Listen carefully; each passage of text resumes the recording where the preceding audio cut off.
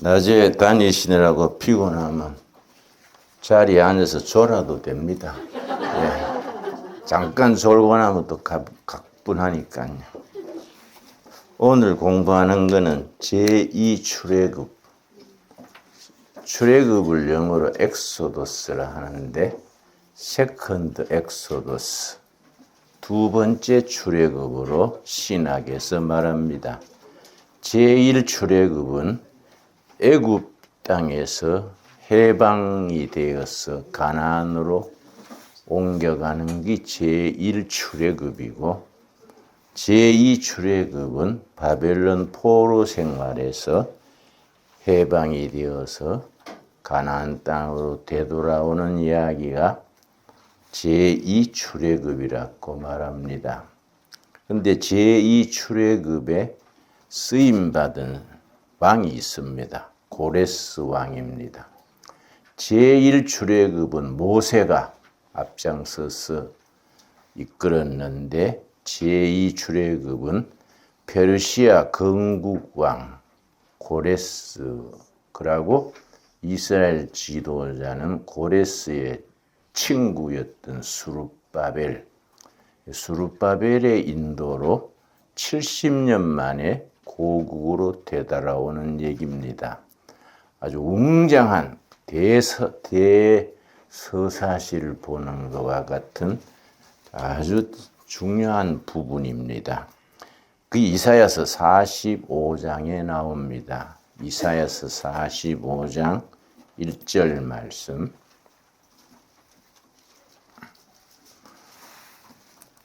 여호와께서 그의 기름 부음을 받은 고레스에게, 기름 붓는다는 것은 두 가지 의미가 있습니다. 사명을 준다, 사명, 미션. 사명을 주고 그 사명을 감당할 능력을 준다. 두 가지 의미를 포함합니다. 여호와께서 그의 기름 부음을 받은 고레스에게 이와 같이 말씀하시되, 내가 그의 오른손을 붙들고 그 앞에 열국을 항복하게 하며, 내가 왕들의 허리를 풀어 그 앞에 문들을 열고 성문을 닫히지 못하게 하리라.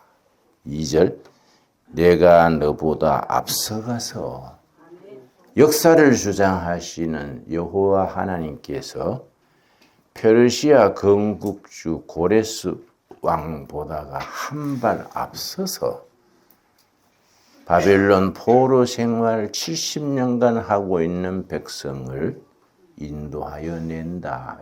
굉장한 역사적인 아주 드라마입니다. 이거는 역사에 나타나는 웅장한 대서사시입니다. 그런데 일반 성도들이 이 본문을 읽을 때 그 시대, 그 역사의 배경을 잘 알지 못하기 때문에 감동이 깊이 다가오지 못합니다.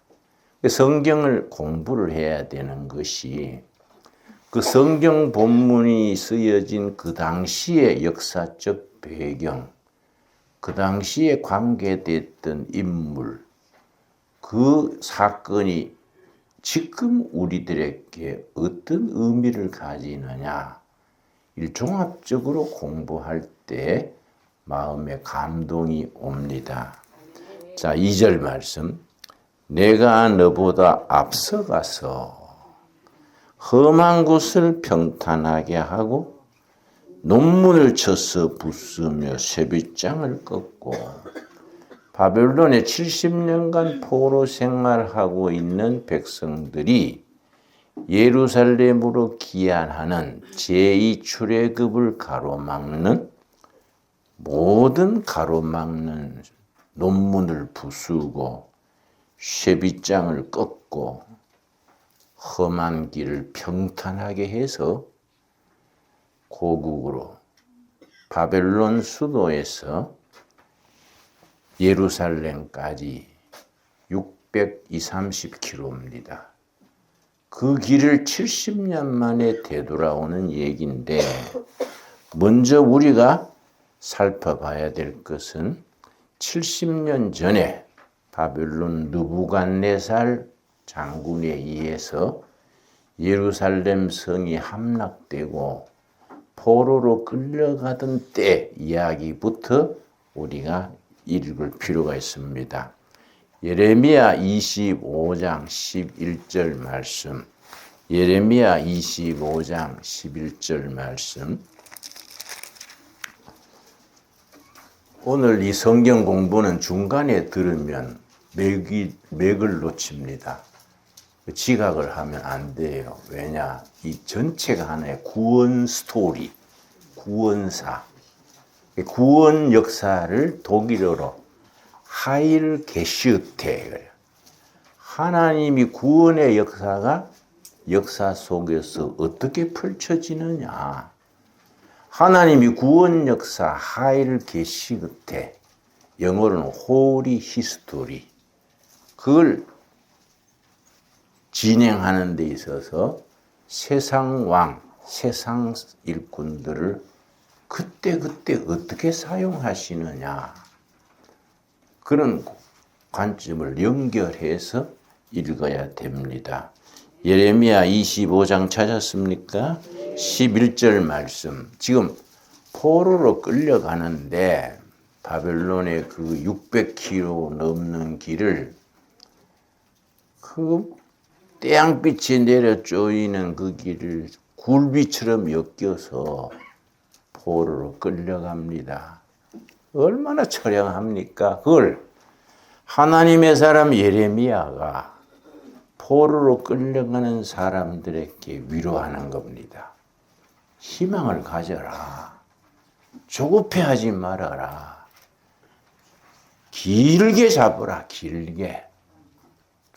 조급하게 돌아올 생각하지 말고 자식 놓고 생업에 종사하고 기다리면 하나님의 뜻이 70년 만에 이루어질 것이다.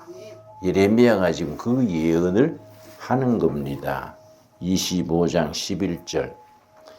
이 모든 땅이 폐허가 되어 놀랄 일이 될 것이며 이 민족들은 70년 동안 바벨론의 왕을 섬기리라. 얼마 기간이라고요? 70년. 그런데 12절. 여호와의 말씀이니라. 70년이 끝나면 내가 바벨론 왕과 그의 나라와 갈대아인의 땅을 그 죄악으로 말미암아 벌하여 영원히 폐허가 되게 하며, 지금 이스라엘 유대 땅을 멸망시키고 점령하고 너희를 포로로 끌려가지만은 70년 뒤에 하나님이 바벨론을 쳐서 너희들이 돌아오게 한다. 예레미야 29장 10절입니다. 29장 10절 말씀. 여호와께서 이와 같이 말씀하시니라. 바벨론에서 70년이 차면 내가 너희를 돌보고 나의 선한 말을 너희에게 성취하여 너희를 이곳으로 돌아오게 하리라. 여호와의 말씀이니라. 고단 말씀이 중요합니다. 너희를 향한 나의 생각을 내가 아나니 평안이요 재앙이 아니니라. 너희에게 미래와 희망을 주는 것이니라. 대선지자 예레미야를 통하여서 포로로 끌려가는 백성들에게 미래에 대한 희망, 위로를 하는 겁니다.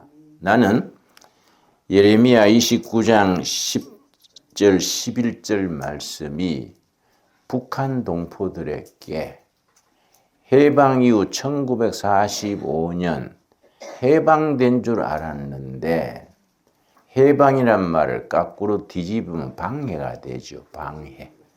오히려 남북이 갈라져서 끔찍한 재앙을 겪게 되는데, 그러나 하나님의 위로의 말씀이 11절에 등장하는 겁니다. 우리 한번 같이 읽겠습니다. 여호와의 말씀이니라. 너희를 향한 나의 생각을 내가 아나니 평안이요 재앙이 아니니라. 너희에게 미래와 희망을 주는 것이니라. 망해가지고 포로로 끌려가는데 재앙이 아니다. 평안이다. 희망, 미래를 약속하는 겁니다. 참 위대한 신앙이지요. 그런데 70년이 됐을 때에 하나님이 누구를 쓰시느냐? 바벨론 제국을 무너뜨린 고레스 왕이에요. 바벨론 그 제국을 무너뜨리고 페르시아를 건국한 건국주가 고레스. 그 영어로는 키루스. 역사에는 The Great King of Kyrus. 전 세계 역사 속에서 숱한 영혹을 지도자들이 등장했는데 미국의 역사학자들이 1년에 한 번씩 역사 대회를 열면서 역사학 전문 교수들이니까 인기 투표를 했습니다. 역사에 등장한 지도자들 중에 가장 매력 있는 지도자는 누구냐? 그냥 그냥 누구를 후보를 정하지 않고 링컨이냐, 나폴레옹이냐, 징기스칸이냐, 있지요? 처칠이냐, 많지 않습니까? 역사학을 전공한 교수들이 최고로 역사상의 위대한 지도자였다고 인정하는 사람이 누구냐? 그걸 각자 적어내게 했는데 1등이 고레스예요. 페르시아 건국왕 고레스예요. 그런데 고레스는 유대인도 아니고 지금으로 말하면 이란, 바벨론은 이락 쪽입니다. 이락. 바벨론은 이락, 쿠웨이트 이쪽이 바벨론이고 바벨론을 무너뜨리고 페르시아를 건국한 그 페르시아는 지금 이란 쪽입니다. 이란. 그럼 하나님을 모르는 사람인데 45장 1절에 뭐라 그랬습니까? 이사야 45장 1절로 되돌아옵니다. 45장 1절. 여호와께서 그의 기름을 부음 받은 누굽니까? 고레스. The Great King of Kyrus. 페르시아 건국주 고레스에 하나님이 택해서 능력을 주시고 기름 부었다. 그래가지고 70년 만에 돌아온다는 그 예레미야의 그 예언이 고레스를 통해서 이루어지는 겁니다. 그래서 이사야서 45장이 굉장한 내용입니다. 아주 역사의 웅장한 드라마가 속에 들어 있습니다. 그런데 2절에 아까 뭐라 그랬습니까? 하나님이 고레스 왕보다 한 발 앞서서 내가 너보다 앞장서서 이스라엘 백성들을 고국으로 돌아가게 하는 제2 출애굽, 세컨드 엑소더스, 출애굽의 가로막는 빗장을 꺾고 장애를 다 제거하고 길을 평탄하게 해서 내 뜻이 이루어지게 하겠다. 아주 엄청난 얘기지요. 그런데 이 고레스에 대해서 우리가 전체적으로 공부를 해야 됩니다. 이제 바벨론은 아까 말씀드렸듯이 본거지가 이락 쪽이라 그랬지요? 그런데 바벨론이 점령하고 있는 나라들이 많았지요. 최고 강대국이니까.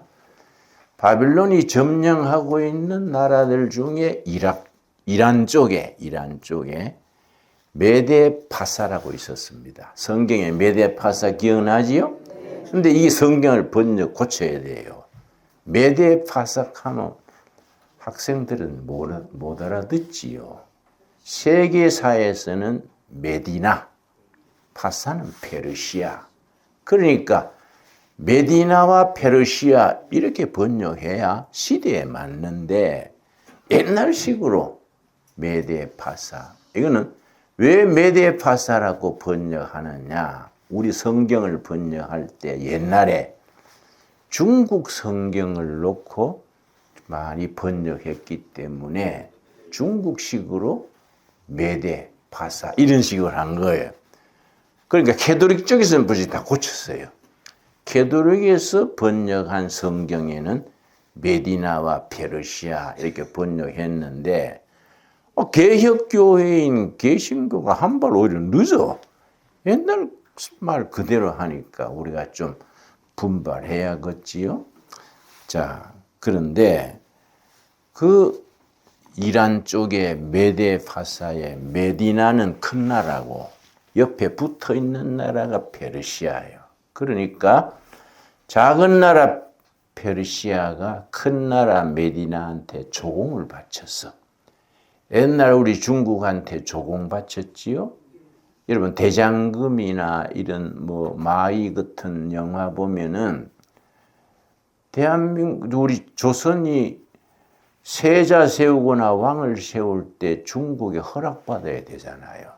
그런 식이요. 그게 메디나한테 페르시아가 조공을 바치는 거의 속국처럼 돼 있었는데 그런데 둘 다 바벨론한테 점령당한 거예요. 그러나 이제 점령당하고 바벨론에 충성만 하면 국가 통치를 맡기고 이제 바벨론에게 세금 내고 전쟁할 때는 군대 보내고 이런 관계로 제국을 통치했습니다. 그런데 메디나 왕이 아들이 없었어요. 딸만 있었어, 딸. 그러니까 이제 메디나 왕이 죽으면 딸이 그 왕국을 승계해야 되는 그런 조건이랬습니다. 그런데 메디나 왕이 하루는 꿈을 꿨는데 이상한 꿈을 꿨습니다. 자기 딸이 소변을 놓는데 그 오줌이 온 나라에 차고 넘친 거예요. 그 너무나 꿈이 생생하게 꿨으니까 이상해서 그 다음날 이제 자기 참모들을 불렀어요. 여러 가지 이제 그 뭐 참모들 있지 않겠습니까? 뭐 점치는 사람, 뭐 여러 종류 사람들을 불러가지고 내가 어제 이런 꿈을 꿨다. 꿈이 너무 생생하다. 어떻게 생각하냐? 이게 무슨 꿈일까? 오늘은 지가 하면 안 된다 그랬는데 중간에 들으면 잘 몰라요.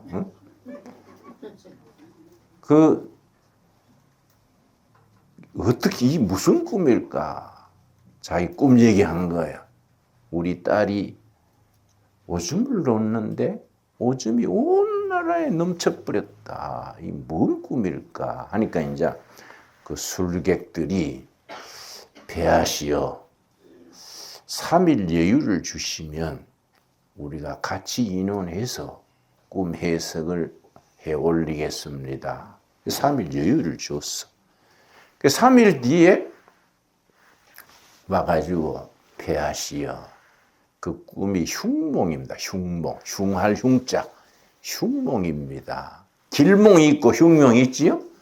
그 뭔 흉몽인고 하니까 우리 공주께서 결혼을 해서 아들을 낳으면은 그 아들이 나라를 뒤집을 역적질할 꿈입니다. 그렇게 얘기하는 거예요. 그러니까 이제 메디나 왕이 쓸데없는 소리, 응?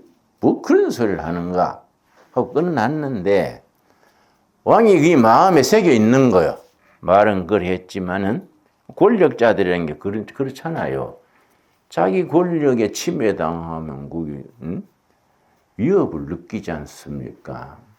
그랬는데 딸을 결혼시킬 때 그 꿈을 생각한 거예요. 그 흉몽이라는 걸 기억해가지고 그 메디나 안의 명문 가정의 사회를 보지 않았어요. 속국처럼 있는 페르시아의 아주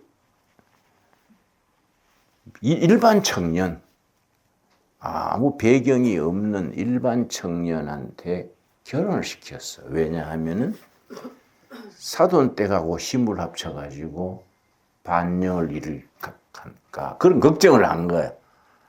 그 이제 페르시아의 아주 참 평범한 가정 청년을 사유로 삼았는데 결혼한 지에 얼마 안 돼서 임신을 했어, 딸이. 그래 임신해가지고 출산이 다가오니까 메디나 왕이 불안해진 거예요. 그래서 자기 아주 충신 중에 충신을 일부러 보냈어. 그대가 공주한테 가서 부왕이 도와주라고 왔다 하고 뒷바라지를 하다가 아기를 놓아서 딸이면 살려줘라. 그 산모 보다가 받는 사람이 먼저 보잖아요. 그렇지 않습니까? 딸이면 살려주되 아들이면 소리 없이 없애라. 이런 지시를 내린 겁니다. 그래서 이제 그 신하가 가서 공주님 부왕께서 염려해서 뒷바라지 하라고 보냈습니다. 하니까 굉장히 딸은 고마워하지요. 근데 때가 돼서 출산을 했는데 아들을 낳았어. 이 아들이 너무너무 눈도 반짝반짝하고 너무 잘생겼어. 근데 이 신하가 무슨 직감이 들었냐면 내가 얘를 해치면 천벌을 받을 기다. 이 하늘이 이렇게 귀한 자식을 줬는데 이걸 부왕의 말대로 얘를 죽이면은 하늘이 날 가만두겠냐 고민에 빠진 거예요. 근데 마침 그때 같은 날 그 산속에 소매기는 집에서 아들을 낳았는데 사산 죽어서 난 거예요. 같은 날 그 정보를 얼른 입수해가지고 바깥이었어. 공주의 아들을 그 집에 보내고 그 집에서 난 죽은 아들을 공주한테 공주님 귀한 아들을 낳았는데 그만 이렇게 죽어났네요. 공주는 그래 알고 이제 끝났지요. 그러고 이제 소 먹이는 집 그 집에는 아들 맡기면서 재산을 좀 챙겨주고 절대 입 밖에 내면 안 된다. 이걸 말하면 너 생명이 끊어진다. 그러고 맡겼어. 걔가 고랬어요. 그 애기가. 산속에 소 먹이는 집 아들인데 어떻게 활발하고 총명한지 10살이 되니까 이 동네 저 동네 애들 모아가지고 전쟁놀이 하는 거. 완전히 대장 기질이야. 그 전쟁놀이를 하면 항상 지가 대장이야. 그런데 10살짜리들이 전쟁놀이 하는데 딱 규율을 정하는 거야. 도망치는 자는 곤장 10대. 저거들끼리 법을 짜가지고 뭘 어떻게 이거 딱딱 해가지고 지가 지휘를 하는 거지요. 그런데 그 전쟁놀이가 이제 유명하니까 소문이 나니까 그 메디나 쪽에 말하자면 군대 장관, 국방부 장관격이지요. 아들도 그 전쟁에 같이 참여했어. 전쟁놀이에 소문이 났던 거지요. 근데 이 아들이 막 상대편한테 몰리니까 도망을 쳤어. 그러니까 군법을 어긴 거예요. 군령을. 곤장 10대를 때렸어. 그러니까 얘가 쩔뚝쩔뚝 절면서 저녁 낮에 집에 들어가는 거예요. 곤장 10대 맞았으니까. 그런데 아버지가 마침 그날 일찍이 퇴근하다가 집에 보니까 아들이 절고 들어오거든요. 너 왜 그래? 이리 와봐. 하고 보니까 뭐 엉덩이가 곤장 10대 맞았으니까 맞은 표가 나지요. 니 왜 그러냐? 그러니까 놀다가 다쳤어요. 놀다가 다친 게 아니다. 인마 바른 대로 말해라. 그래가 전쟁놀이 하다가 내가 군령을 어겨가지고 곤장 맞았어요. 그러니까 이 장관이 화가 난 거예요. 네 집 아들인데 이렇게 손찌검을 하냐? 내일 당장 그 녀석 데려다가 아주 내가 혼을 내겠다고. 안 그러겠습니까? 그 권력가니까. 근데 그날 저녁에 이제 메디나 왕이 그걸 열었어. 파티를 열었어요. 이 사람이 이제 국방부 장관격이니까 서열이 높잖아요. 왕 옆에 앉은 거예요. 술잔이 몇 잔 돌고 나니까 이제 얼큰하니까 국방부 장관격이 아들 얘기한 거예요. 세상에 오늘 내 아들이 전쟁놀이 하다가 법을 어겼다고 곤장 맞고 초죽음이 돼 있다고. 내일 그 녀석 찾아다가 혼을 내려 한다고. 술김에 옆에 하고 얘기하는데 옆에 있던 왕이 들었어. 이게 좀 신기하잖아요. 그래서 뭔 얘기요 대신 말해보시오 하니까 폐하 우리 아들이 오늘 전쟁놀이 하다가 법을 어겼다고 곤장 맞고 지금 집에 누워 있습니다. 그래 아들이 몇 살인가? 그러니까 10살입니다. 그 10살짜리들이 전쟁놀이 하다가 법을 어겼다 이상하니까 관심이 생겨서 내일 기회를 한번 불러와 봐라. 그래서 그 다음날 고레스가 메디나 왕한테 불려왔어. 고레스가. 와서 보니까 이 붕어빵이야. 외손자잖아요. 외손자. 그렇지요. 딱 외탁한 거야. 할아버지 그대로 닮은 거예요. 그러니까 이제 이 메디나 왕이 이상하거든. 너 이름이 뭐이냐? 예, 고레스입니다. 너 몇 살이냐? 예, 10살입니다. 10년 전에 딸이 아들 낳아서 사산한 생각이 나는 거예요. 야, 이 뭐가 있다. 너 부모님은 어디 계시냐?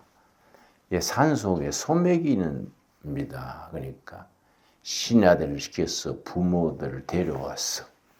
데려와가지고 메디나 왕이 직접 물었어요.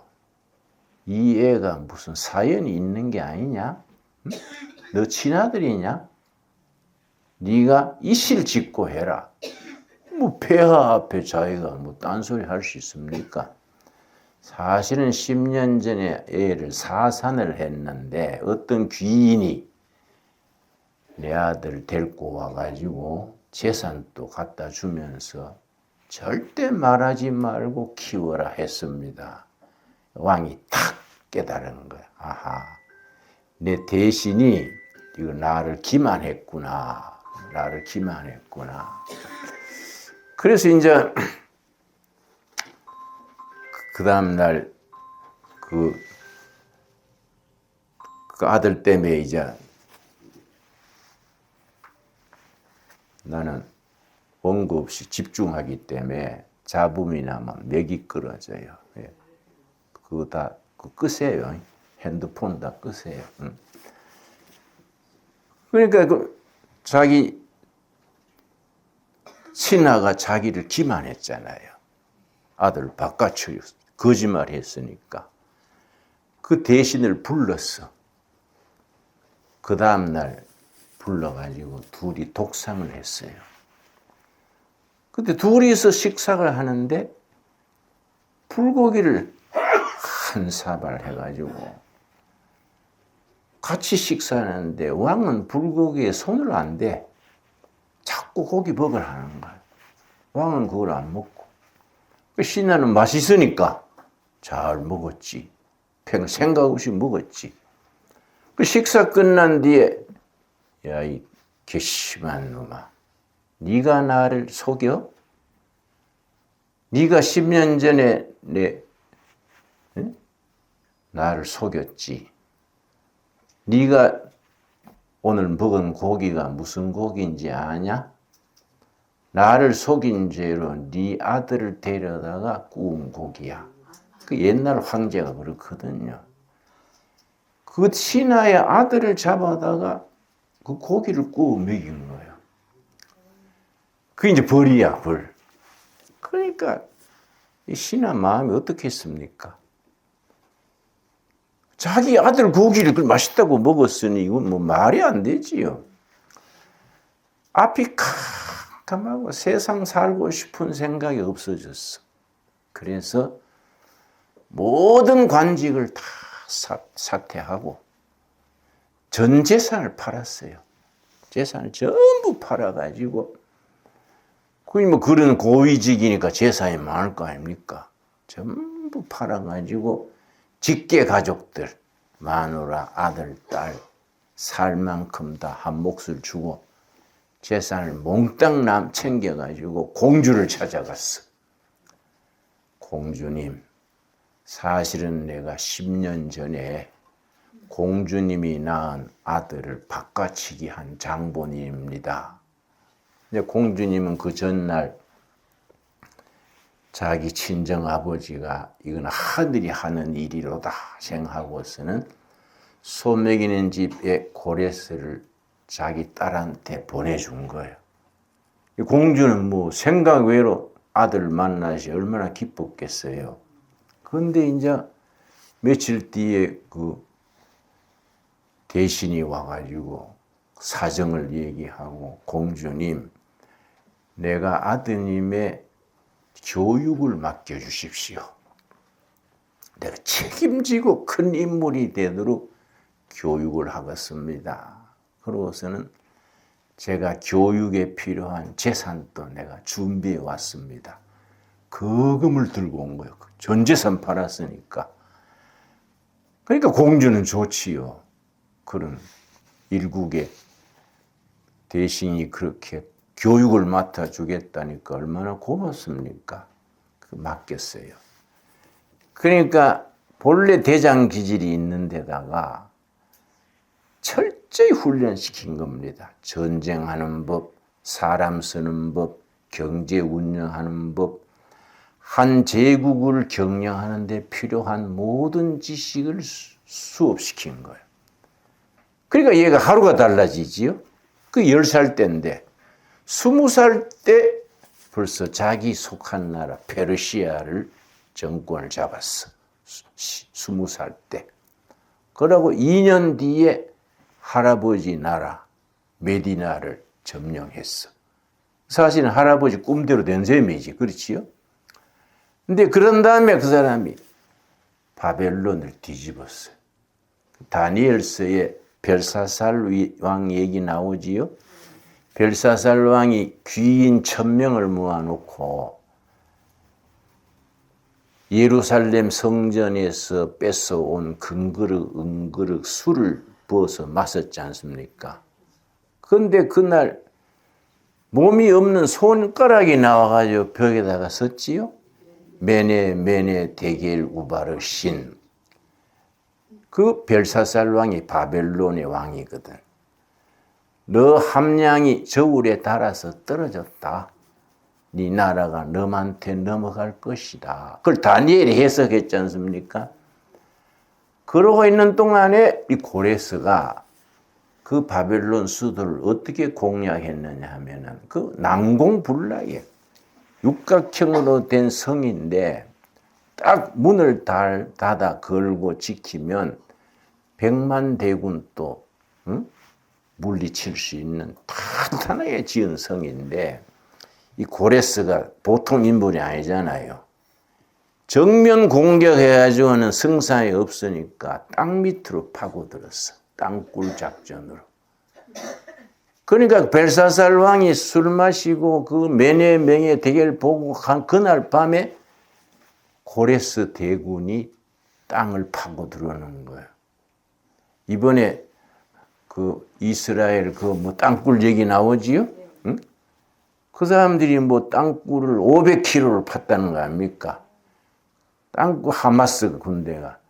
그 땅굴 파는 기술을 북한에서부터 받아들였다는 거예요. 북한의 전문가들이 가서 지도했다는 거이지요. 그러고 이스라엘이 하마스 전쟁 끝나고 나면 아주 북한에 벼르는 것이 하마스 땅굴을 점령해서 보니까 무기고가 있는데 제일 성능 좋은 게 북한제라. 북한제 무기를 많이 찾아내가지고 이스라엘이 벼르는 거예요. 이거 그냥 두지 않겠다. 북한이 지금 비상입니다. 비상. 왜냐? 이스라엘은 한다하면 하거든요. 그런데 땅굴을 파고 들어가지고 새벽에 땅굴로 솟아 올라가지고 모두 밤새 술 먹고 뭐 잘 거 아닙니까? 땅 밑에서 사람이 올라와가지고 나라를 뒤집었는데 온 국민이 사흘 뒤에 알았어요. 사흘 뒤에 나라가 바뀐 걸 알았어. 그만큼 은밀하게. 그래서 그게 이제 BC 538년이에요. 그런데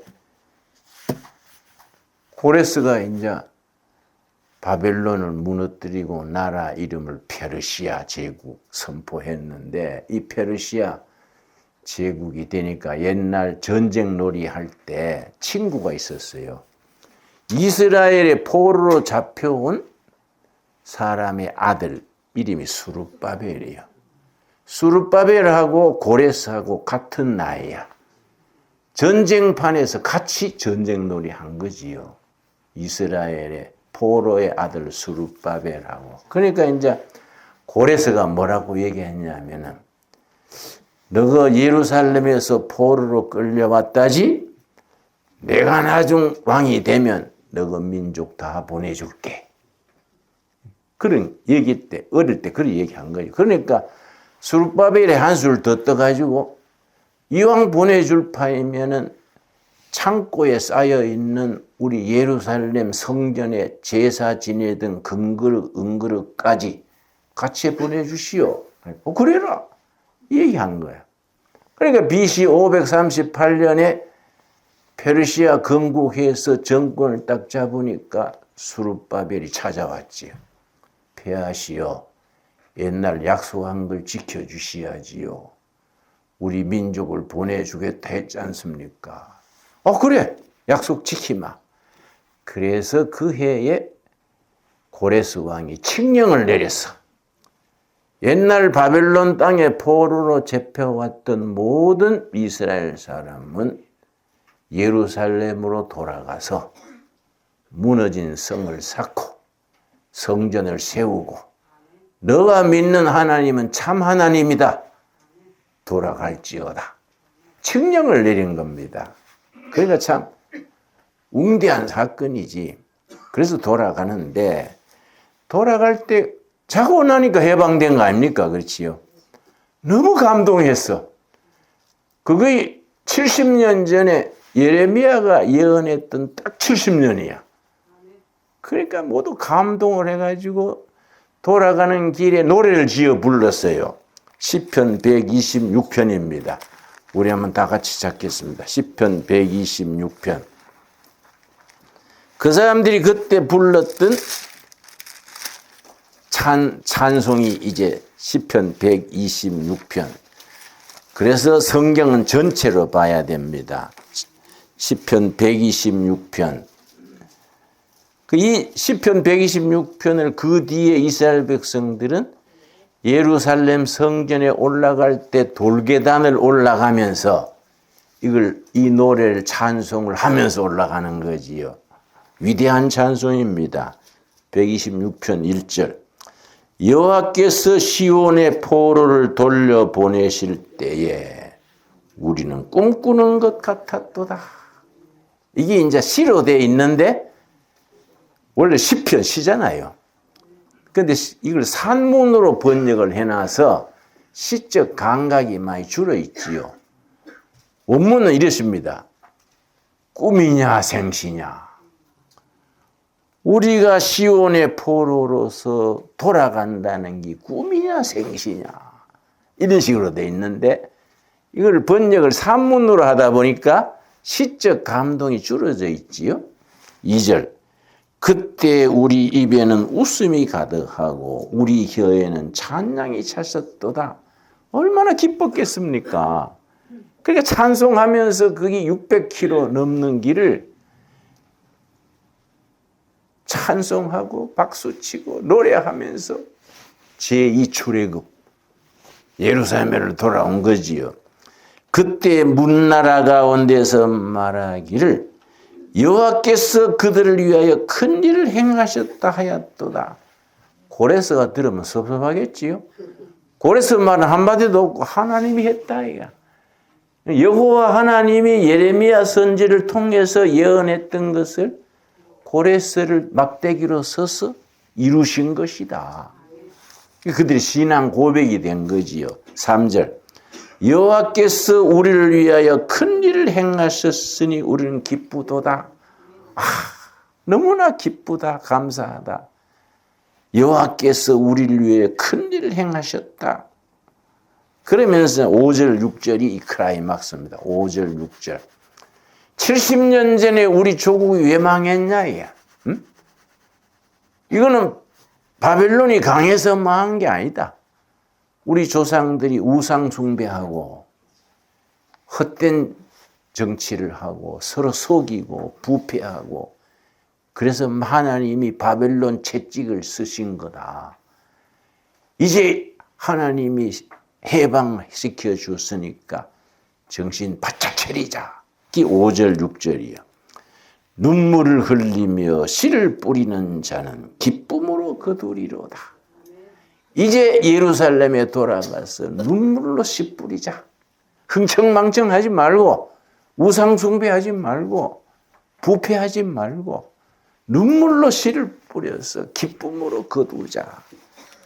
6절 같이 읽겠습니다.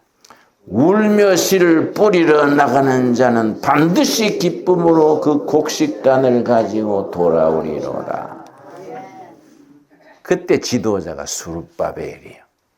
그 수룹바벨이 예루살렘에 가자마자 허물어진 성전 졌지요. 그걸 수룹바벨 성전 그래요. 수룹바벨 성전 전에 본래 있던 성전은 솔로몬 성전이야. 솔로몬 성전이 다 허물어지고 수룹바벨이 제2 출애굽으로 돌아온 사람들 데리고 자기들이 졌으니까 엉성하겠지요. 뭐 솔로몬 성전에 비하면 뭐 택도 없지요. 그래도 감격해가지고 그 참 찬양하는 얘기가 또 다른 말씀에 나옵니다. 그러니까 그게 제1진이요. 제1진.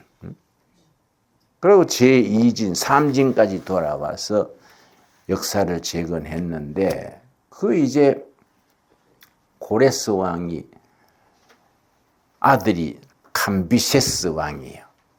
아들이 몸이 약해가지고 한 3년 하다가 죽고 제3대 왕이 다리오요. 다리오. 성경에 다리오란 말 기억나지요? 역사에는 The Great King of Darius예요. 다리우스. 다리우스 왕이 이게 욕심이 많았어. 자기가 이제 고레스를 이어서 3대 왕이 된 뒤에 정복할 마음이 너무 커져가지고 그건 이제 이란이니까 동양이잖아요. 동양. 그 건너편에 빌립보, 아테네, 스파르타는 서양이거든요. 거기에 정복하려고 군대를 일으켰어요. 그래서 30만 대군을 일으켰어. 배가 400척. 400척을 데리고 30만 군대를 데리고 이제 아테네, 스파르타에 있는 서양을 침공을 했는데 그쪽에는 다 도시 국가들이지요. 도시 국가들이니까 작잖아요, 군대가. 아테네 군대하고 페르시아 군대가 10대 1이요. 도시 국가니까 아테네는 군인이 3만 명밖에 안 돼. 18세에서 60세까지 다 동원했는데도 3만 명이야. 근데 페르시아의 다리오 군대는 30만이거든. 어디서 붙었냐면 마라톤 벌판이 있어요. 마라톤 벌판이 아테네 시에서 42.8km 떨어진 마라톤 벌판 넓은 데서 이제 붙었는데 이거는 뭐 누가 봐도 이거는 페르시아 군대가 이기게 돼 있게 생각했지요. 그런데 이 아테네 장군이 명장이에요. 우리나라 이순신 같은 그런 아주 명장이에요. 아무리 생각을 해도 상대가 안 되거든요. 10대 1이니까. 그런데 페르시아 군대에 약점이 있어요. 자기 33개 정복 국가의 군대를 다 소집했기 때문에 단결력이 없어. 그리고 서로 언어도 안 통하는 나라들이 있어. 그러니까 중심이 약한 거예요. 그런데 아테네 군대는 3만 명이 똘똘 뭉치잖아요. 지금 러시아하고 우크라이나 전쟁하는 시기지. 러시아가 우크라이나보다 뭐 몇 배나 더 크고 힘도 있는데 자꾸 당하잖아요. 왜냐? 러시아 군대는 전쟁할 의욕이 없어. 우크라이나 군대는 뭐 각오를 하고 덤비니까. 그러고 우리 KBS 악단 중에 이 바이올리니스트 한 사람이 우크라이나 사람이랬어요. 근데 전쟁 나자마자 사표 내고 전선으로 갔어요. 우크라이나 사람들은 목숨 걸고 하는 거예요. 그러니까 이 전쟁이 자꾸 숫자가 많아도 지잖아요. 그러니까 이제 아테네 군 장군이 좋다. 특별한 정책을 썼습니다. 이제 그때 전쟁은 주로 일렬로 쭉 서로 일렬로 마주보고 진격하는데 어떻게 생각했냐면 페르시아 군대가 일렬로 서서 30만이 쭉 들어오면은 전쟁 당일에 지시를 내렸어. 다른 거 아무것도 보지 말고 전체가 창날처럼 똘똘 뭉쳐가지고 다리우스 왕이 직접 왔거든요. 왕이 있는 자리에 돌격해라. 응? 옆에 거 절대 보지 마라. 전부 막 3만 명이 돌덩어리처럼 뭉쳐가지고 다리오 왕 있는 곳으로 돌진해라. 옆에는 돌아보지 마라. 이 작전을 짠 거예요. 그 전쟁이 탁 시작됐는데 페르시아 군대는 숫자를 믿고 푹 퍼져가지고 진격해 오는데 아테네 군대는 창날처럼 한 군데 돌진해서 중앙 돌파를 해가지고 다리오한테로 돌격해 오니까 1선, 2선 무너지고 다리오 왕 앞에까지 쳐들어왔네. 다리오가 혼인해서 도망갔어요. 응? 왕이 도망가니까 전선이 무너진 거지. 그래서 페르시아 군대가 패전을 했어요. 그러니까 아테네 사령관이 너무 기쁘니까 잘 달리는 청년 하나 뽑아가지고 아테네 시의 전선 사령부에 연락해라. 한숨도 쉬지 말고 달려가지고 우리 전쟁에 이겼다고 보고해라. 그래서 보냈는데 이 또 너무 충실했어. 이 청년이 42.8km 그걸 한숨도 안 쉬고 달렸어. 빨리 전하고 싶어가지고. 그래서 전선 사령부 가가지고 우리가 승리했습니다 하고 쓰러져 죽었어요. 너무 달려가지고. 그래서 마라톤 경기가 생겼습니다. 그런데 이란이거든. 거기 페르시아의 후손 이란이거든요. 지금 또 마라톤 올림픽이 열리면은 이란은 마라톤은 출전 안 합니다. 지금 또. 왜냐? 자기 조상들의 그 부끄러운 얘기라고. 올림픽, 그때부터 지금까지 올림픽 역사에서 이란은 항상 빠집니다. 그러고 전에 한 번 그 중동 이란 그쪽에서 올림픽을 연 적이 있어요. 그때 아예 올림픽 경기에서 마라톤은 빼버렸어요. 자기들이 넣었다 뺐다 할 수 있으니까. 우리나라에서 할 때는 뭘 넣었냐? 태권도를 넣었잖아요. 그런 식으로 자기들은 마라톤 경기는 조상들의 그 부끄러운 기라고 빼버렸어요. 그런데 전쟁에서 돌아와서 생각하니까 너무 억울하지 않습니까? 너무 창피하고 억울하니까 다시 전쟁 준비를 7년간 했어요. 다시 명예를 회복하려고 7년을 준비하다가 병으로 죽었습니다. 병으로 죽고 나니까 다음 왕이 누구냐 하면은 아하수에로요. 그게 에스더의 남편이야. 에스더의 남편. 근데 역사에 나오는 실제 이름은 크세르크세스입니다. 근데 성경은 왜 아하수에로 나온지 모르겠어요. 그러니까 크세르크세스가 자기 아버지가 7년 준비하다 죽으니까 아버지 한을 풀어주려고 4대 왕이 된 뒤에 3년간 준비를 했어요. 3년간 준비해가지고 군대를 70만 대군을 구성해가지고 전함만 1400척 그래가지고 출진하는 겁니다. 출진하는 얘기가 에스더 1장이에요. 에스더 1장. 에스더 1장 한번 찾겠습니다. 에스더. 그래서 우리가 그 역사와 성경 말씀이 하나로 엮어지면은 아주 참 깊이가 있지요. 에스더 1장에 보면은 3년간 준비해서 70만 대군을 데리고 진격하면서 출정식을 하는 겁니다. 출정식. 출정식을 하면서 이 잔치를 벌였어요. 그런데 아하수르의 아내가 와스디요. 와스디. 아주 미녀했어.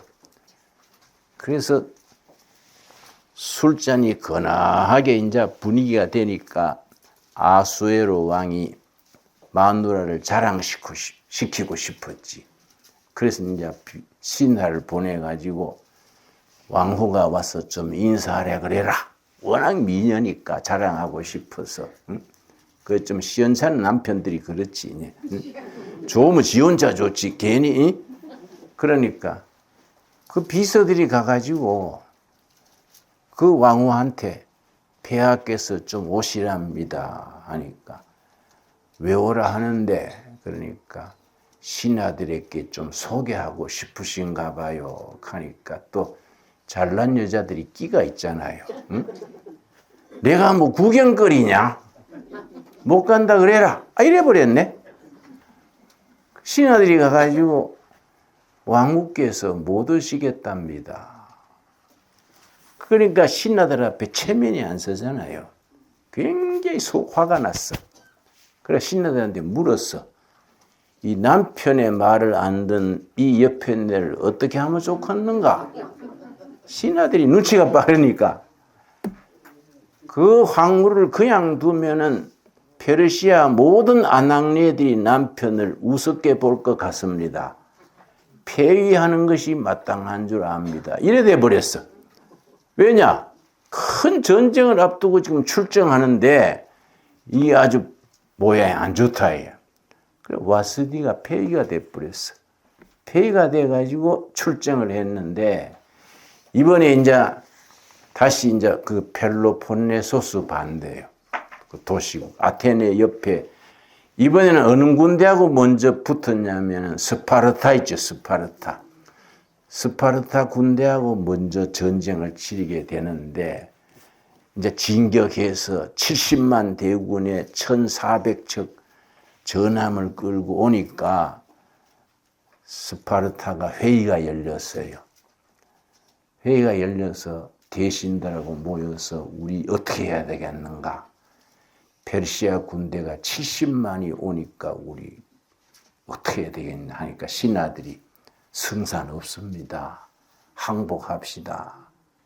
그러면 우리는 나라는 보존할 깁니다 하니까 스파르타의 왕이 라오디게아 아주 유명한 명장입니다. 라오디게아가 뭐라 했냐면은 전쟁에 싸워서 패전하면 다시 나라를 이어갈 수 있지만은 전쟁 안 하고 항복해버리면 나라가 아예 없어진다. 우리는 목숨 걸고 전멸을 하더라도 싸워야 나라가 다시 이어간다. 그 말은 맞잖아요. 그래서 이제 모두 대신들이 싸우지 말자 하니까 이걸 워낙 질기 빤하니까 라오디게아 왕이 아주 참 뛰어난 왕인데 300명을 딱 뽑았어요. 어떤 사람을 뽑았냐면은 전사해도 아들이 가문을 이어갈 수 있는 아들이 있는 군사 300명을 뽑았어. 300명이 딱 결사대를 뽑아가지고 어디서 지켰냐면은 테르모필레라는 해협이죠. 해협. 해협은 이쪽에는 산이고 이쪽에는 바다를 해협이라 그래요.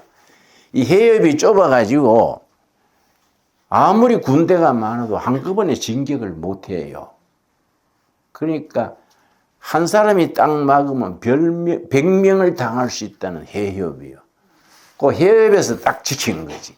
300명이 딱 지키니까 아하수에로 왕 70만 군대가 진격해 오니까 테르모필레 해협에서 딱 마주친 거지요. 근데 이 사람들은 300명이 옥죄할 각오를 했으니까 목숨 걸고 싸우니까 300명이 사흘을 버텼어요.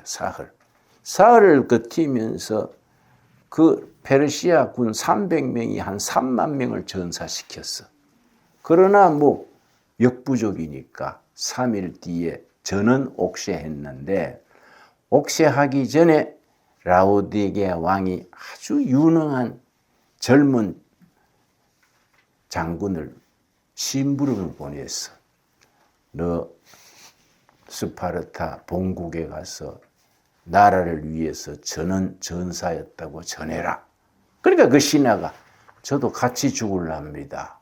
왜 내 혼자만 그렇게 불명예스럽게 살아남아라 합니까? 하니까 라오디게아 왕이 아니다. 내가 니를 보내는 것은 언젠가 네가 때가 오면은 페르시아에 복수하라고 니를 살아남기는 거다. 그 말 듣고 뛰어가서 전했는데 여러분 거기 관광지가 돼 있죠. 테르모필레 거기 가면은 큰 비석이 그 자리에 서 있는데 아주 영어로 헬라어로 아주 시가 멋있어요. 지나는 길손이여 조국 앞에 스파르타에 전해다오. 우리는 조국을 지키기 위하여 여기 누워 있노라고. 이 시문이요, 시문. 영어로 헬라어로 딱 써놨어. 아, 멋있어요. 그 관광객들이 그거 와서 사진 찍고 하지. 지나는 길손이여 조국 스파르타에 전해다오. 우리는 조국을 지키기 위하여 여기 누워 있노라고. 그게 이제 그거죠. 근데 요 3일이 아주 멋있는 거예요. 3일. 3일이 나라를 구한 거예요. 그 이제 테르모필레를 거쳐서 이제 자기 부왕의 숙적인 아테네로 가는 거거든요. 근데 아테네에 명장이 있었어요. 데모스텔레스라는 역사에 나오는 명장이에요. 그 사람 얘기가 여러분 프루타크 영웅전이라고 들으셨어요? 학생 때 다 읽는 책이에요. 프루타크 영웅전의 그 데모스텔레스 얘기가 쫙 나옵니다. 이 데모스텔레스 장군이 방위군 사령관인데 승산이 없거든요. 스파르타 군대가 테르모필레에서 3일을 버텨주는 그 기간 동안에 아테네 시민 전체를 이사를 시켰어요. 살라미스라는 섬이 있어. 그러니까 부산으로 말하면 거제도요. 거제도로 전 시민을 옮겼어. 그러고 아테네 배가 400척이랬어. 전함이. 400척이 그 살라미스와 아테네 사이에 해협이 있는데 우리 이순신 그 무슨 대첩입니까? 한산 대첩 딱 지시가 그래요. 좁은 해협이니까 이 물돌기가 있거든요. 파도가 이 굽이치는 그 해 조류를 이용한 거야. 자기 전함 400척을 딱 거기에다가 배치해 놓고 기다렸어. 그러니까 이제 다리오 왕이 아테네를 점령하고 보니까 빈성이요, 빈성. 아무도 없어. 그래서 어떻게 된 거냐? 그러니까 사흘 전에 전부 살라미스로 이주했답니다. 그러니까 다리우스가 못된 짓을 했지. 이 성 안에 살아있는 건 다 죽여라. 강아지고 고양이고 다 죽여라. 그래서 그 신전의 여자 신전을 지키는 여자들은 다 지키고 있었지요. 그 여자들까지 몰살시켰어. 길거리에 다니는 강아지까지 다 죽였어. 생명 있는 건 다 죽여라. 그러고는 이제 대군을 인솔해서 살라미스 해협으로 들어갔는데 이 약수지 고밀이 딱 이순신처럼 기다린 걸 몰랐지. 그리고 질이 어둡잖아요. 그 울돌목에 그 조류가 이런 걸 자기들은 페르시아에서 왔으니까 모를 거 아닙니까? 그러고 바다가 좁으니까 배가 많아도 서로 부딪히는 거야, 서로. 그러니까 아테네 군 전함이 쳐들어와도 배를 돌릴 수가 없어. 자기들이 많으니까. 근데 이제 다리오는 의뢰 전쟁 이길 줄 알고 언덕 위에 탁 서서 기록관을 옆에 앉혀놓고 우리 전쟁 그걸 일일이 기록해라 하고 높은 데 앉아가지고 전쟁을 관람하는데 자기 군대가 여지없이 깨지거든. 그래가 뭐 안절부절하다가 거기서 대패하니까 거의 전멸을 하니까 배가 없어지면은 보급이 안 되고 후퇴도 못 하잖아요. 할 수 없이 군대를 그대로 후퇴했어. 그 70만 군대가 3만 명 테르모필레에서 죽고 그대로 후퇴하고 배는 다 잃어버리고 그대로 후퇴해서 본국으로 돌아갔는데 너무 한심하지 않습니까? 우울증 비슷하게 가서 들어앉아 있으니까 신하들이 대왕한테 폐하시어. 왜냐? 와시디 왕비는 폐위시켜 버렸지요. 전쟁은 져버렸지요.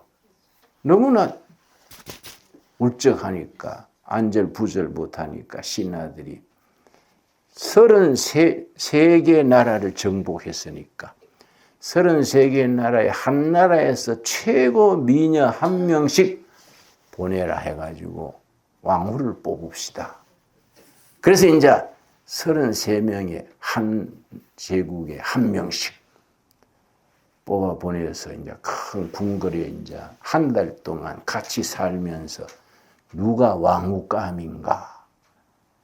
그 이제 궁궐에서 준비된 시녀 10명을 그 속에 들여보내서 한 달 같이 살면서 누가 왕이감인지 성품이며 미모며 예의 범절이며 누가 왕역감인지 너희들이 조사해서 보고해라.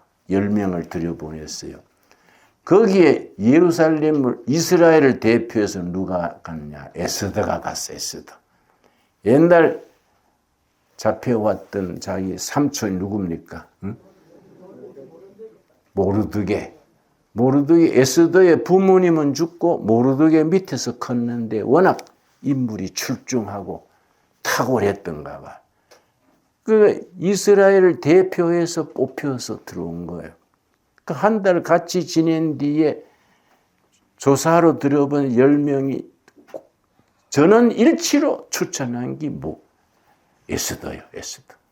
이 여자가 왕후감입니다. 10명이 똑같이 한 사람을 지명해. 그러니까 그 사람이 왕후가 된 거지. 왕후. 그런데 왕후가 된 뒤에 그 다리오 왕의 대신 중에 아멜렉 족속인 하만이 모르드게하고 정적인데 아멜렉 후손이요. 출애굽기에서 아멜렉 족속하고 모세 군대하고 전쟁한 얘기가 나지요. 그 아멜렉 군대가 전멸을 했지요. 그때 살아남은 사람의 후손이 하만이요, 하만. 그러니까 조상들의 원수잖아요. 이스라엘이 자기들의 원수거든. 그런데 자기가 페르시아의 고관이 되고 보니까 자기 조상들의 원수인 이스라엘이 모르드게가 같은 대신이거든. 그래서 그걸 해코자 할 마음을 낸 거지요. 그래서 법안을 만들었어. 이스라엘 출신은 한 날 한시에 다 제거하기로. 법을 만들어 가지고 다른 법안 밑에 끼워 넣었어. 그러니까 왕이 그 내용을 잘 모르고 결제를 한 거야. 옥새를 찍은 거야. 그게 이제 모르드게가 그걸 알고 사람을 보냈지요. 에스더한테. 몇 월 며칠 우리 민족이 몰살되게 됐는데 네 혼자 살 생각하지 마라. 응? 네가 왕후가 된 것이 이때를 위함이 아니겠는가? 기억나시지요? 네가 어떻게 왕후가 됐겠냐? 여호와께서 이때를 위해서 너를 왕으로 세운 것이 아니겠는가? 그러니까 이제 에스더가 삼촌 모르드게한테 왕궁에 있는 모든 이스라엘인들에게 3일 금식을 시키십시오. 나도 시녀들과 같이 3일 금식을 하겠습니다. 하나님이 구해 주셔야지 다른 도리 없습니다 하고 3일 금식을 했지. 왜냐? 왕 앞에 나아가서 그걸 만나야 되는데 그 나라 법에 누구든지 부르지 않는데 오면 암살하러 온 걸로 알고 처형하는 거야. 왕이 불러야 오는 거야. 아내도 부모도 형제도. 그러니까 에스더가 그냥 안 불렀는데 갈 수가 없지 않습니까? 그러니까 3일 금식하는 거지요. 3일 금식을 하고서는 딱 단장을 하고 아수에로 왕한테로 자기 남편한테 찾아갔지요. 그러니까 왕이 이제 부채를 들고 있어요. 부채를 들고 있다가 이걸 올리면 환영하는 거이고 내리면 죽이는 거예요. 왕후가 오니까 부채를 번쩍 들고 오 왕후가 웬일이냐고 어서 오라고. 그러니까 왕후가 뭐라는 거 하니 지혜로운 왕이에요. 응? 폐하시오. 내가 우리 황후궁에 초대하고 싶습니다. 몇 월 며칠 황후궁에 연회를 열고 싶으니 와주세요. 그러니까 같이 꼭 하만도 같이 와주세요. 그렇게 이제 모르드게 하만 대신들하고 왕국이 다 갔어요. 연회가 이제 벌려지는데 황후가 눈물을 흘리면서 폐하시오. 우리는 폐하께 그렇게 충성하는 백성들인데 왜 우리 민족을 몰살시키려 합니까? 그러니까 왕이 깜짝 놀래요. 그건 무슨 소리요? 내가 왕후 민족을 왜 몰살시켜? 그러니까 사실대로 얘기한 거이지요. 우리 민족이 몇 월 며칠 전은 처형당하도록 폐하께서 옥새를 찍었습니다. 이게 어떻게 된 기냐? 조사해 보니까 하만 짓이 하만. 왕이 대노해가지고 하만을 잡아가지고 모르드게를 처형하려 했던 말뚝이 있었어. 그게 하만을 처형했지요. 그게 이스라엘 역사의 불임절이요. 불임절. 그게 민족 절기가 됐어요. 이스라엘 민족이 지금도 3대 절기가 있었습니다. 첫째는 애굽에서 제1 출애굽으로 떠났던 유월절. 그리고 페르시아에서 살아남은 불임절. 셋째는 광야 40년을 기리는 장막절. 지금 이스라엘 국가의 3대 절기입니다. 지금도 지키고 있습니다. 첫째는 무슨 절기라고요? 유월절. 두 번째는 불임절. 세 번째는 장막절. 그런데 영적으로는 유월절은 우리 구원받은 날이에요. 신약적인 복음적으로는. 그리고 불임절은 임마누엘 하나님이요. 그리고 장막절은 천국 장막이지요. 영적으로는 그렇게 복음적으로 적용을 합니다. 그래서 우리가 구약을 읽든 신약을 읽든 그 시대의 상황, 그 역사 속에서 읽어야 되고 이게 또 복음적으로 재해석이 돼야 돼요. 이걸 이제 영어로 이반제리컬 언더스탠딩 그래. 복음적인 해석을 해가지고 우리 생활에 적용, 어플리케이션 해야 돼. 그래야 성경을 읽는 눈이 열리는 거지요. 우리가 성경이 구약 성경이 그냥 읽으면 좀 지루해지기 쉽고 이름도 이상하지 않습니까? 뭐 엘리, 에셀, 뭐 모르드게 해도 안 돌아가고 우리처럼 김씨, 이씨, 박씨 하면 되는데 뭐 지명도 살라미스니 뭐 부산, 대구, 대전하면 얼른 알아듣는데 지명도 이상하고 그래서 성경이 자꾸 의미를 모르고 읽으면은 좀 졸립게 되고 흥미를 잃게 되지요. 그러니까 이런 불임절이 있게 된 그 내력. 그러니까 이사야서 45장 본문으로 들어오겠습니다. 이사야서 45장. 그게 참 위대한 말씀이지요. 하나님이 이스라엘 백성들의 불임절의 제2출애굽 바벨론 포로에서 돌아온 것을 세컨드 엑소더스 제2출애굽이라 그러는데 그때 쓴 사람이 하나님이 쓰신 사람이 누구라 그랬습니까? 고레스. 고레스는 하나님을 모르는 사람인데 하나님이 구원 역사에 쓰임 받은 거지요. 자, 45장 1절. 이사야 45장 1절. 여호와께서 그의 기름 부음을 받은 누굽니까? 고레스에게. 기름 부었다는 것은 사명을 줬다. 두 번째, 사명을 감당할 능력을 줬다. 기름 부음 받은 고레스에게 이같이 말씀하시되 내가 그의 오른손을 붙들고 그 앞에 열국을 항복하게 하며 그 다음에 2절이 중요하죠. 2절. 이게 바로 하나님이 우리와 지금 또 동행하시고 앞장서 가시는 하나님입니다. 자, 45장 2절 같이 읽겠습니다. 내가 너보다 앞서가서 험한 곳을 평탄하게 하며 논문을 쳐서 부수며 세뱃장을 꺾고 아멘 하십니까? 항상 우리보다가 하나님이 앞서가시는 거예요. 한 발 앞서가시는 겁니다. 우리 마가복음 9장 보겠습니다. 마가복음 9장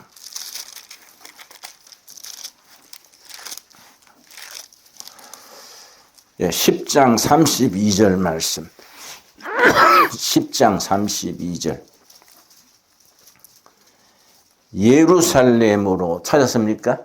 예루살렘으로 올라가는 길에 예수께서 그들 앞에 서서 가시는데, 요 말씀이죠.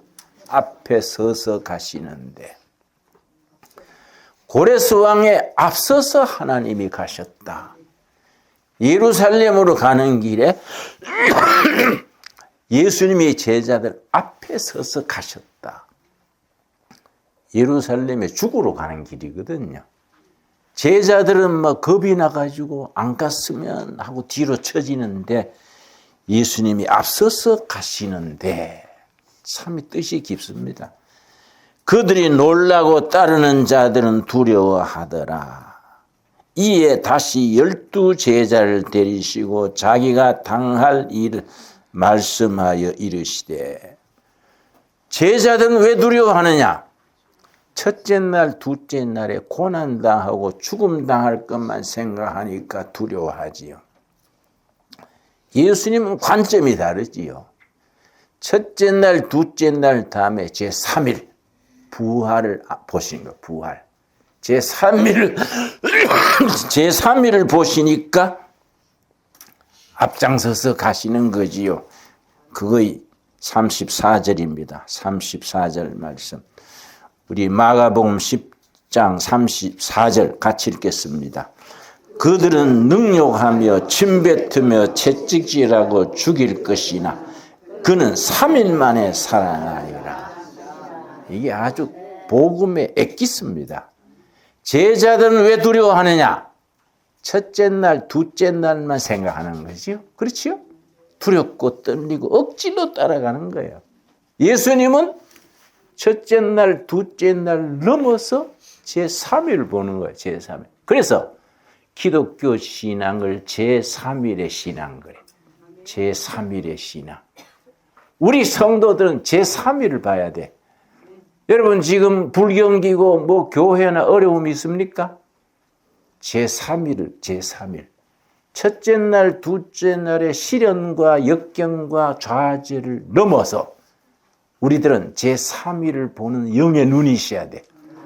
그래서 기독교를 제3일의 신앙. 여러분, 제3일의 부활의 신앙을 가지고 어디서 뭘 하든지 승리하는 우리들이 될 수 있게 되기 바랍니다.